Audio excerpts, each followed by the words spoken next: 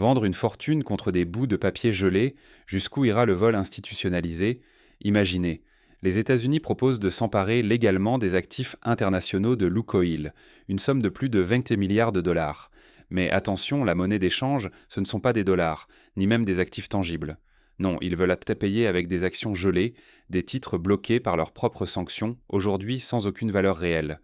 Vous vendez quelque chose de précieux. On vous remet en échange des papiers qui ne valent plus rien. Comment qualifier cela? Officiellement, tout est illégal.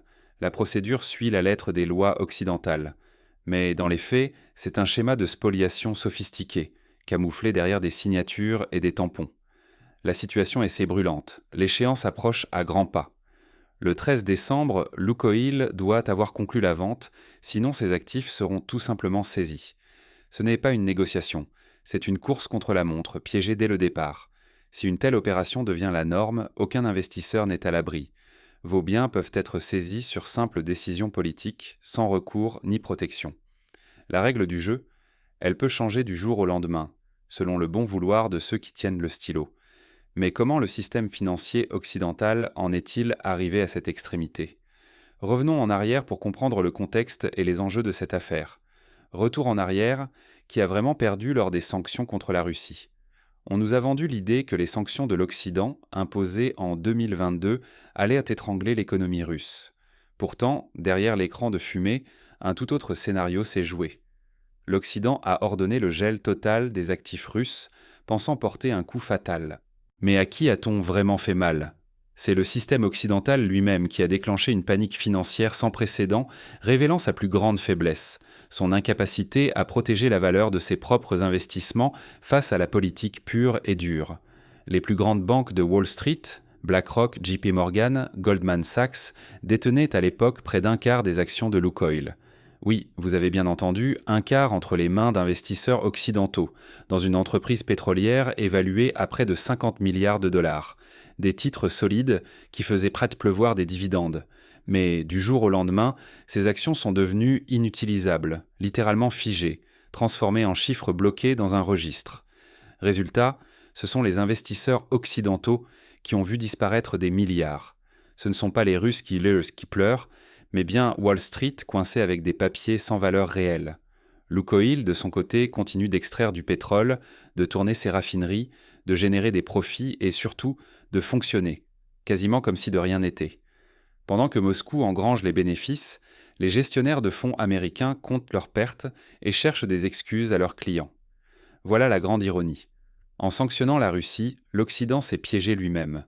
Ce choix politique a détruit la valeur de ses propres actifs et trahi la confiance de ses investisseurs.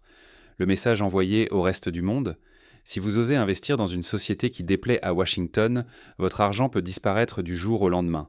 Qui voudra encore faire confiance à un système où l'on peut perdre tout, sans recours? Pourtant, cette autodestruction n'était que le début. Car ce qui vient ensuite, c'est bien plus qu'un simple gel d'actifs. C'est l'organisation méthodique d'un transfert de richesses, sous prétexte de légalité. Mais attention, comment passe-t-on d'un gel d'actifs à une véritable opération de prédation organisée, impliquant gouvernements, banques et milliardaires? C'est là que la machinerie se met en place et que le vrai jeu commence. L'art de s'attribuer un magot sans payer, quand le droit devient une arme de voleur en cravate. Imaginez la scène. Une banque d'investissement américaine, Exos Partners, propose un échange qui défie toute logique: remettre à Lukoil ses propres actions gelées, donc sans aucune valeur réelle, contre des actifs physiques bien tangibles, raffineries, terminaux, infrastructures, pesant plus de 21 milliards de dollars. Le tour de passe-passe est simple mais redoutable. Les actions de Lukoil, gelées par les sanctions occidentales depuis plus de 2 ans, sont devenues de simples chiffres dans un registre bloqué.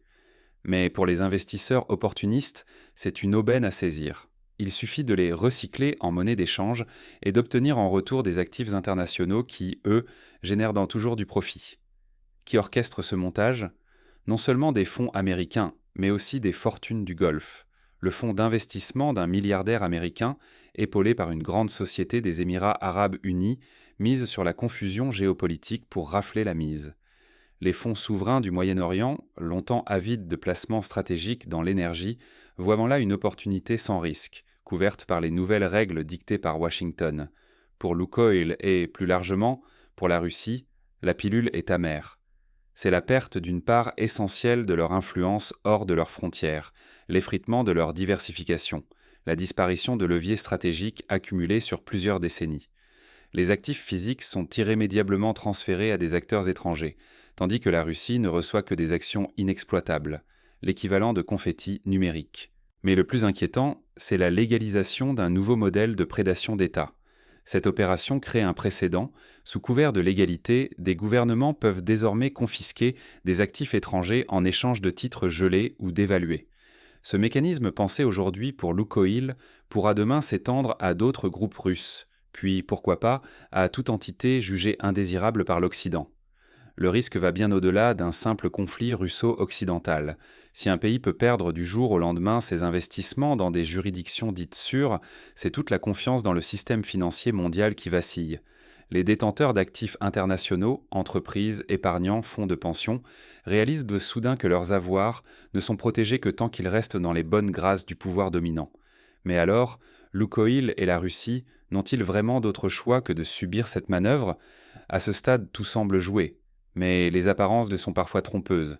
Lukoil, un loup acculé. Et si les chasseurs devenaient en soudain les proies, car l'histoire ne s'arrête pas à ce hold-up financier. La Russie, loin d'être résignée, dispose elle aussi de cartes redoutables. Imaginez un scénario où Moscou gèle à son tour les actifs occidentaux présents sur son territoire, s'appuyant sur la légalité invoquée par Washington. Un effet miroir glaçant, à chaque saisie une riposte symétrique jusqu'à ce que le coût pour l'Occident devienne insupportable. Autre option, le sabotage juridique.